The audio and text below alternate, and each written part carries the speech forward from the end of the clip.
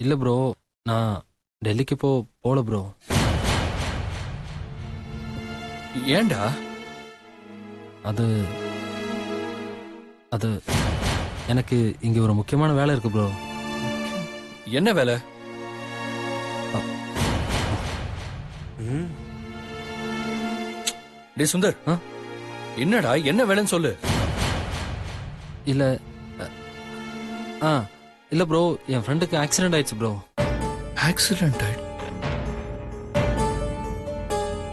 சரி, அது அவங்க ஃபேமிலியில இருக்கிறவங்க பாத்துக்க மாட்டாங்களா? இல்ல ப்ரோ, அவனுக்கு ஃபேமிலின்னு யாரும் இல்ல ப்ரோ. தனியா இருந்து கஷ்டப்படுறான். பார்க்கவே பாவமா இருக்கு ப்ரோ. நானும் இல்லனா அவன் ரொம்ப சிரமப்படுவான் ப்ரோ.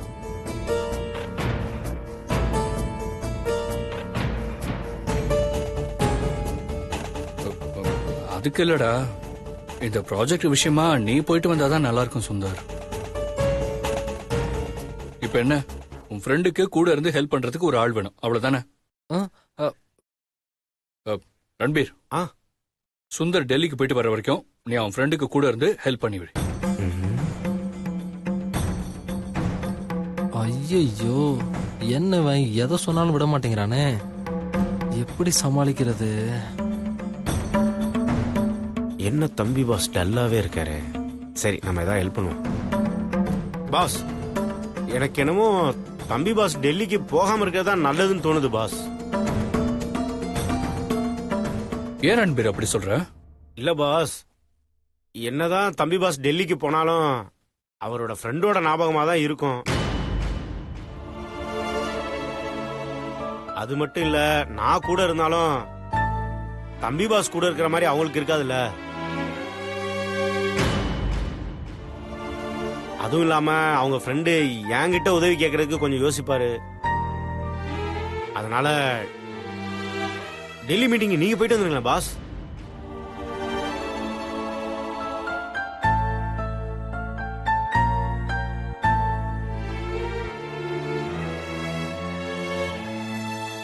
ஓகே ரன்பீர், நீ சொல்றது சரிதான். டேய் சுந்தர், நீ டெல்லிக்கு போக வேணாம். நீங்க இருந்து ஆபீஸை பாத்துக்கோ, நான் டெல்லிக்கு போயிட்டு வரேன். ஆ, தேங்க்ஸ் ப்ரோ. சரிடா.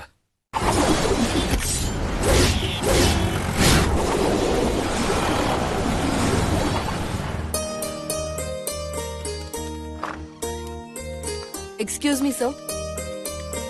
எஸ் ப்ளீஸ், வாங்க சக்தி, உட்காருங்க. Thank you sir. சொல்லுங்க சார். சக்தி, நாளைக்கு ஈவினிங் பார்க் பிளாசால ஒரு முக்கியமான மீட்டிங் இருக்கு. அந்த மீட்டிங்க்கு தமிழ்நாடு, கேரளா, ஆந்திரான்னு ஆல் ஓவர் இந்தியால இருக்க கம்பெனில இருந்து எல்லாரும் வருவாங்க. இது ரொம்ப முக்கியமான மீட்டிங்மா. இதுல ஒவ்வொரு கம்பெனில இருந்தும் ஒவ்வொருத்தர் அந்த கம்பெனி சார்பா கலந்துப்பாங்க. அந்த மீட்டிங்ல எல்லாரும் முக்கியமான டாபிக் எடுத்து டிஸ்கஸ் பண்ணுவாங்க. எல்லாரும் அவங்க கருத்தை எடுத்து சொல்லுவாங்க. யாரோட கருத்து வேல்யூபிளா இருக்கோ அதை எல்லாரும் ஏத்துப்பாங்க.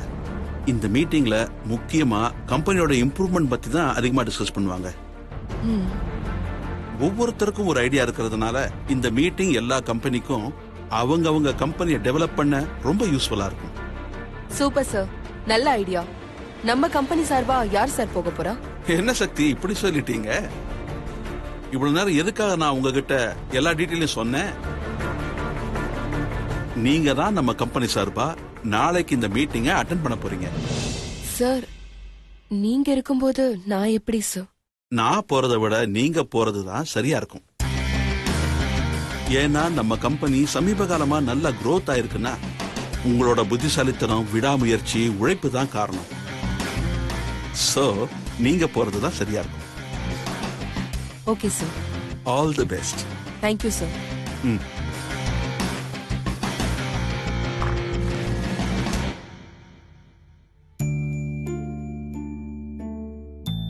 ஆமா, சுந்தர் எங்க? அவர் இன்னும் வரலையே. இன்னும் வரலையா? அப்பவே கிளம்பிட்டானே. தெரியல, இன்னும் வரல.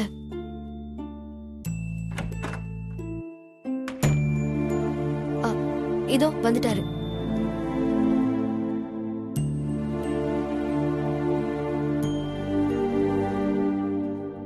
டேய் சுந்தர், வாடா சாப்பிடலாம். என்னங்க? உங்க அண்ணன் கூப்பிடுறாரு, நீங்க பாட்டுக்கு ஏதோ யோசிச்சுட்டு போயிட்டே இருக்கீங்க. கூப்பிட்டியா ப்ரோ? வாடா சாப்பிடலாம். இல்ல ப்ரோ, எனக்கு பசிக்கல, நீ சாப்பிடு. டேய், நீ நானும் ஒண்ணா உட்காந்து சாப்பிட்டு ரொம்ப நாள் ஆச்சு. வா, வந்து உட்காரு சாப்பிடலாம். ஏங்க, அவர் கூப்பிட்டு இருக்காரு, நீங்க என்ன யோசிச்சுட்டே இருக்கீங்க? வாங்க.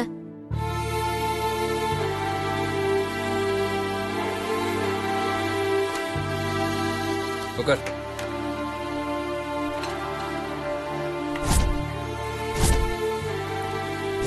சாப்பிடுறா. ஆ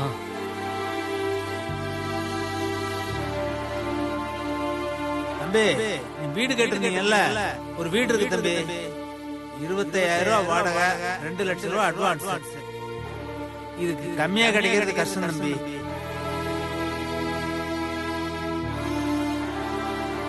என்னங்க, ம் என்ன ஏதோ யோசிச்சுட்டே இருக்கீங்க? நல்லா எடுத்து சாப்பிடுங்க. ஆ ம் ஐஸ்வர்யாவுக்கு பாத்திருக்க வீட்டுக்கு நாளைக்கு அட்வான்ஸ் கொடுக்கணும்.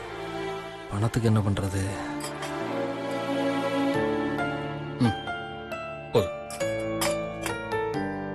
ஏங்க, ம் நீங்க டெல்லிக்கு போறதுக்கு பேக்ல எல்லாமே பேக் பண்ணி வச்சுட்டேன். உங்களுக்கு தேவையான திங்ஸ், Dress எல்லாம் பேக் பண்ணி வச்சுட்டேன். வேற என்ன வேணும்னு சொன்னீங்கன்னா எடுத்து வச்சிருவேன்.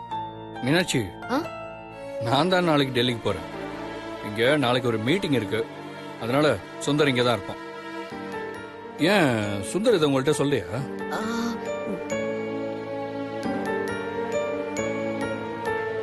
டேய் சுந்தர், ம் நீ மீனாட்சி கிட்ட சொன்னியா இல்லையா?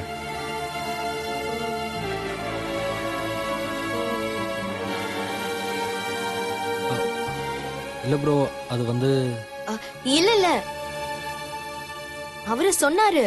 நான் தான் இருக்கிற வேலையில மறந்துட்டேன். ஓ,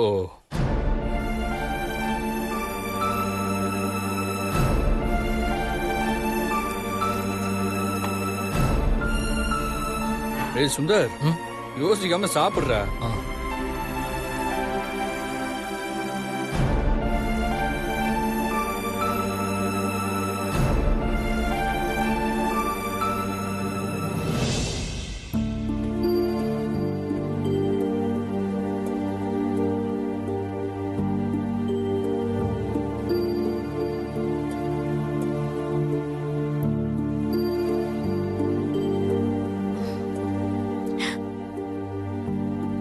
எனக்கு தெரியும் நீங்க ஏன் இப்படி இருக்கீங்கன்னு.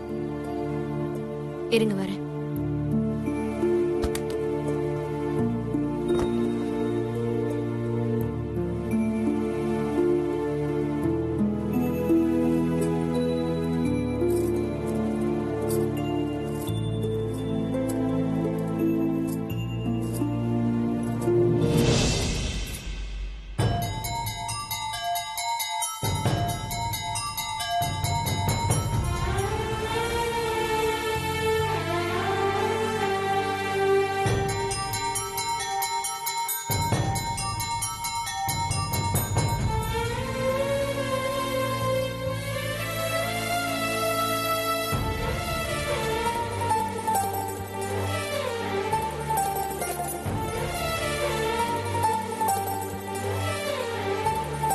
ஏங்க, தள்ளி உட்காருங்க.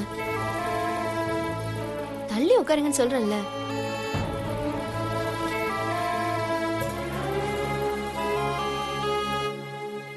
இன்னைக்கு வேணாம் மீனாட்சி, ப்ளீஸ்.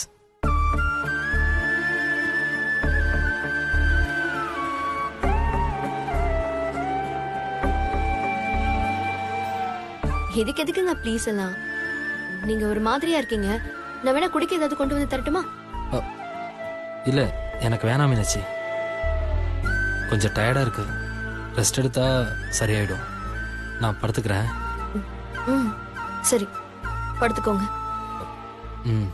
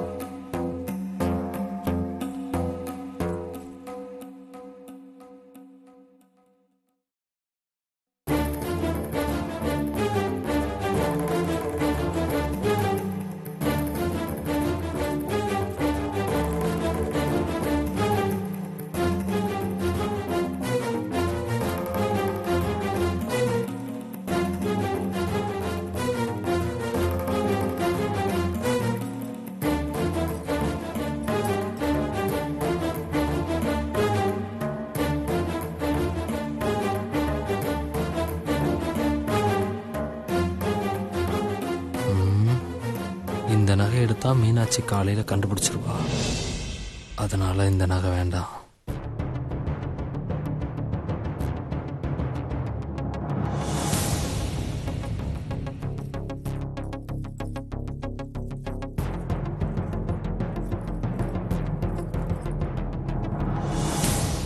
இந்த நகையை எடுத்துட்டு போய் அடமான வச்சு ஐஸ்வர்யா தங்க போற வீட்டுக்கு அட்வான்ஸ் கொடுத்துருவோம்.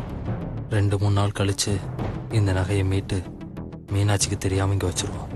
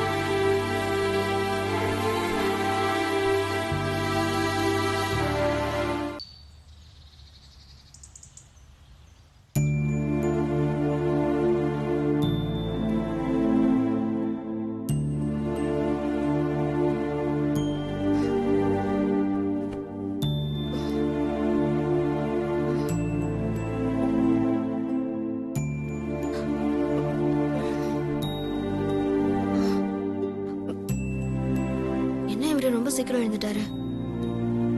எங்க போனாரு?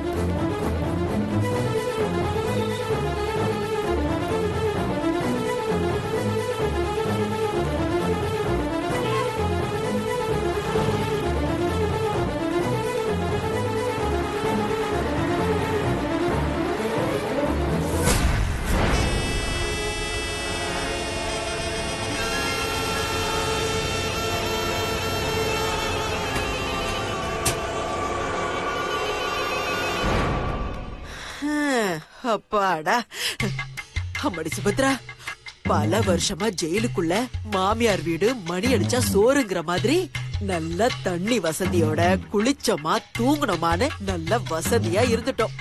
இப்ப வெளிய வந்து பார்த்தா இத்தனை வருஷத்துல எல்லாமே மாறி போயிடுச்சேமா. அதனால பேசாம இன்னும் கொஞ்சம் வருஷம் எக்ஸ்டெண்ட் பண்ண சொல்லி உள்ளேயே இருந்துடுவோமா? அம்மா, இவ்வளவு வருஷம் ஆகியும் இது மட்டும் மாறல. அந்த கோதாவரியும் அவ குடும்பத்தையும் நான் பழி வாங்கியே தீரணும். உன் ஆவேசம் நியாயமானதுதாம்மா. ஆனா இப்ப நாம எங்க போறது? எப்படியாவது சிவாவோட கையில கால்ல விழுந்தாவது கெஞ்சு கூத்தாடியாவது அந்த வீட்டுக்குள்ள போயிடணும். கொஞ்ச நாள் எல்லாத்தையும் மறந்த மாதிரி ஆற போடலாம். அதுக்கப்புறம் நம்ம பழி வாங்குற படலத்தை ஆரம்பிப்போம். மொத்தத்துல கொஞ்ச நாளைக்கு சூடு சொரணை இல்லாம கிடக்கணும்னு சொல்ற அதானேமா? இதெல்லாம் நமக்கு என்ன புதுசா? பழக்கப்பட்டது தானே.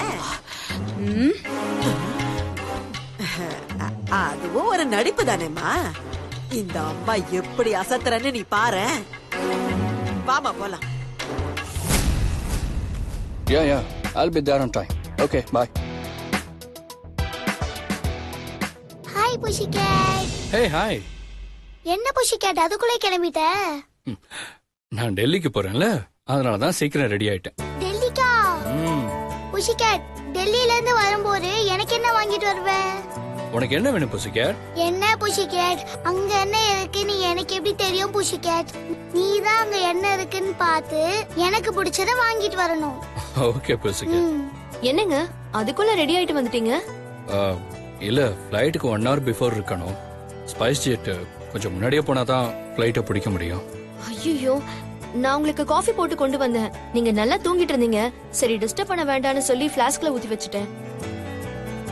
நீங்க காஃபி சாப்பிட்டுட்டு அதுக்கப்புறமா கிளம்பி டிஃபன் சாப்பிடுவீங்கன்னு நினைச்சேன். நீங்க என்னடானா இப்படி ரெடி ஆயிட்டே வந்துட்டீங்க?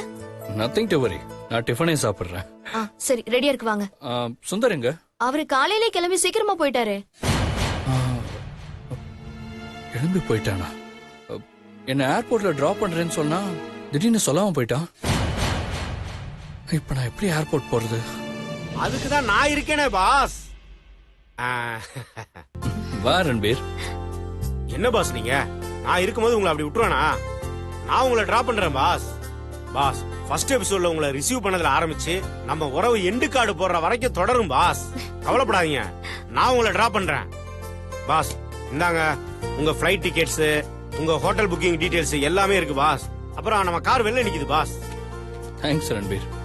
இதுக்கு தான் ரன்பீர் வேணுங்கிறது.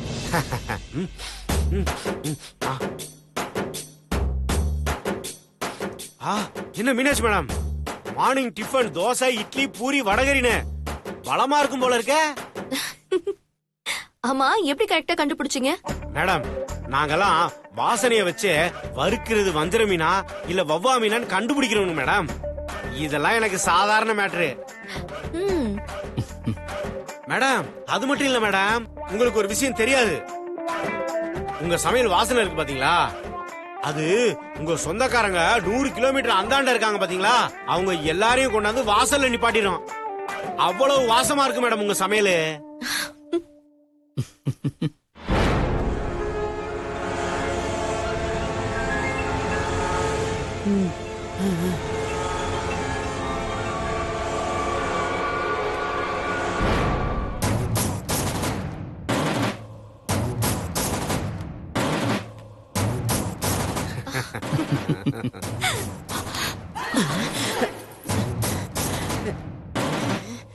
அம்மடி, இப்ப யாரம்மா கூப்பிடுறது? மீனாட்சி தான் நிக்கிறா. அவ ராஜ்யமா தான் இருக்கும், நீ அவளையே கூப்பிடு. சரி சரி, என் சமையல பத்தி புகழ்ந்ததெல்லாம் போதும், முதல்ல சாப்பிடுவாங்க. வாங்க வாங்க பாஸ் போலாம். அம்மடி மீனாட்சி,